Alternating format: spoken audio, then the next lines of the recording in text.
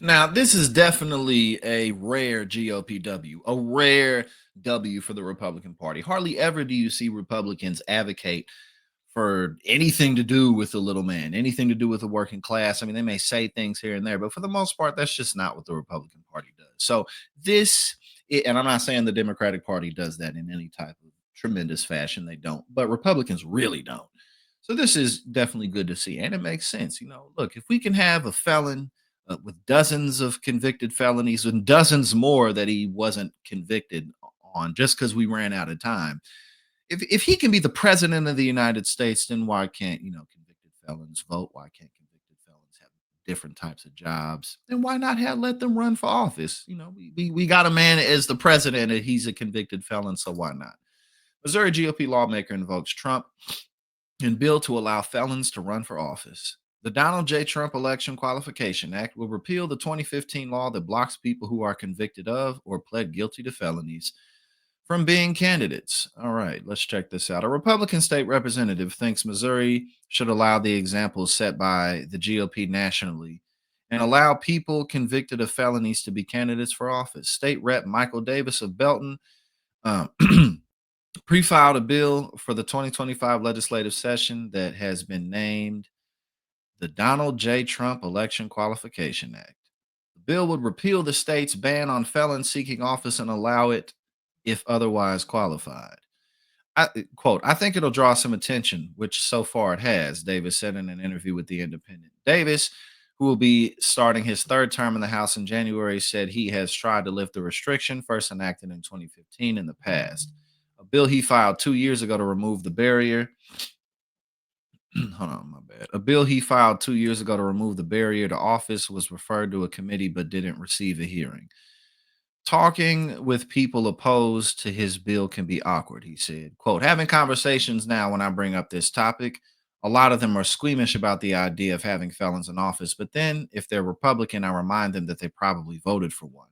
Very good point. Again, it's not even just that Donald Trump has these convicted, it's been convicted of these felonies. He's also an adjudicated rapist. He's also literally tried to overthrow the government. He tried to, he led a coup against the country. He, said, rip up the Constitution. Who cares? This is who we're talking about. A lifelong con artist. So don't be too squeamish because clearly you don't give a damn. Trump was convicted May 30th in New York of 34 felony counts of falsifying business records to cover up hush money payments to porn star Stormy Daniels in 2016. And then again, that he was convicted of that, and then he still had the other charges where he was waiting to be convicted of those charges. We just ran out of time because he definitely was not going to get found not guilty of those things. Because Missouri law cannot modify the qualifications for federal office, uh, people with felony convictions can file for U.S. Senate and House of Representative seats, but not for state or local office. Putting Trump's name in the bill is a way of reminding his colleagues of that difference. Quote, a lot of people don't think about the fact that Donald Trump, if he met all the other requirements, if he was a Missouri resident, he could not run for state representative or a Senate seat, Davis said. He will be precluded from running for these offices, but was able to be reelected president of the United States. So I think that at least causes people to start thinking about the issue a little more than they otherwise might. The state law was upheld in June in a Missouri Supreme Court decision barring a candidate with a felony conviction from running for county commission. In a St. Charles County legislative race this year, a judge dismissed a challenge based on the law because the candidate seeking to have an opponent removed from the ballot could not provide proof of a guilty plea.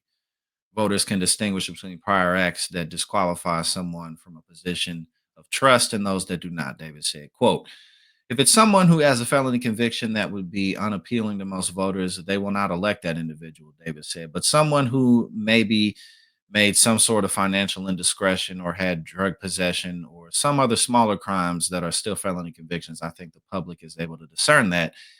And they did with the president. Yeah, exactly. You know what I'm saying? Like they did it with the president, didn't give a damn what the president came with. So, I think that this is definitely a good move. Hey now. Thank you so much for tuning in here at Politics and Paper. If you like what I do and you support my work, go ahead and subscribe. I greatly appreciate it and really helps to support what we do here.